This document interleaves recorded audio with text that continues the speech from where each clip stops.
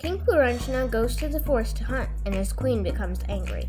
Srimad Bhagavatam, Canto 4, Chapter 26, by Medachita Rala. Hare Krishna, Krishna Krishna, Hare Hare, Hare Rama, Rama Rama, Hare Hare. The story. King Puranshana goes on his hunt. King Puranshana went to Panchaprastha to hunt. Though it was hard for the king to be separated from his wife, he was inspired to hunt. King Puranshana was very influenced in demoniac propensities and killed animals unneededly. Text 1. The great sage Narada continued, My dear king, once upon a time, King Puranshana took up his great bow and equipped with golden armor and a quiver of unlimited arrows, and accompanied by 11 commanders, he sat on his chariot driven by 5 swift horses and went to the forest named Panchaprastha. He took with him in that chariot 2 explosive arrows. The chariot itself was situated on 2 wheels and 1 revolving axle. On the chariot were 3 flags, 1 rein, 1 chariot driver, 1 sitting place, 2 poles to which the harness was fixed, 5 weapons, and 7 coverings. The chariot moved in 5 different styles, and 5 obstacles lay before it. All the decorations of the chariot were made of gold. King Puranshana took his 11 commanders and went on a hunt to the forest Panchaprastha. On his chariot, led by 5 horses, he held his great bow equipped with golden armor and unlimited arrows. It was almost impossible for King Puranshana to be separated from his wife, but being inspired to hunt, he left, not caring for his wife.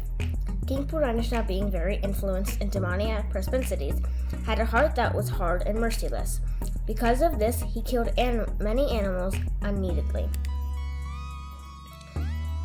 If a king is too attracted to eating flesh, he may kill animals unnecessarily. One should not kill unnecessarily or without restrictions. King Puranshana finishes and comes back from his hunt. After King Puranshana killed animals like rabbits and boars, he then came home, took a bath, ate dinner, had rest, decorated himself, and then looked for his queen. Text 8. Otherwise, a person who acts whimsically falls down due to false prestige. Thus, he becomes involved in the laws of nature, which are composed of 3 qualities: goodness, passion, and ignorance. In this way, a living entity becomes devoid of his real intelligence and becomes perpetually lost in a cycle of birth and death. Thus, he goes up and down from a microbe and stool to a high position in the Brahmaloka planet. Narada Muni tells King Prachinabarshit that one who does not follow the Vedic scriptures becomes involved in the laws of nature, made of goodness, passion, and ignorance, and falls down due to false prestige. After killing many animals, including rabbits, boars, and buffalo, King Puranshana was hungry and thirsty and decided to go back to his royal palace. Once he arrived, King Puranshana took a bath, had an appropriate dinner, and took rest. He then decorated himself with ornaments and put on flower garlands. Once he was finished, he looked for his wife, the queen. The queen lies on the ground. King Puranshana, anxious, came to the maids and asked where his wife was. They told him she was lying on the floor. Bewildered, he tried to pacify her. Text 15. King Puranshana said, I do not understand why my household paraphernalia does not attract me as before. I think that if there is neither a mother nor devoted wife at home, the home is like a chariot without wheels.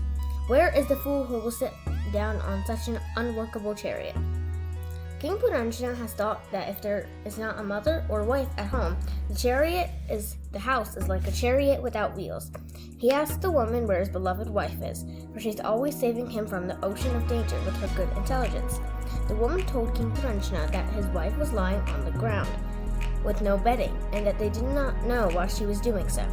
When King Puranshana saw that the queen was lying on the ground, appearing like a medicine, he became bewildered. The king, filled with regret, tried to pacify her with pleasing words, but he could not see any love within the heart of his wife. He embraced her nicely and began to speak as follows. King Puranshana pacifies the queen. King Puranshana pacifies the queen, pleading her to forgive his offenses. Text 26. My dear queen, due to my sinful desires, I went to the forest to hunt without asking you. Therefore, I must admit that I have offended you. Nonetheless, thinking of me as your most intimate subordinate, you should still be very much pleased with me. Factually, I am very much bereaved, but being pierced by the arrow of Cupid, I am feeling lusty. But where is the beautiful woman who would give up her lusty husband and refuse to unite with him? King Puranshana told the queen that if the wife does not punish her husband for his offenses, he is unfortunate. He also tells her to accept this as a great mercy. King Puranshana told his queen that she is very attractive because of her bodily features and should therefore be merciful. He also told her that he would be ready to punish anyone who has offended her, except one who belongs to a Brahmana caste. King Puranshana told the queen that he had never seen her with tilak decorations or tears from her eyes. He then admits to her that he had not asked her if he could go to the forest to hunt. The conclusion. In summary, King Puranshana went to Panchaprastha to hunt. Though it was hard for the king to be separated from his wife, he was inspired to hunt. King Puranshana was very influenced in demoniac propensities and killed animals unneededly.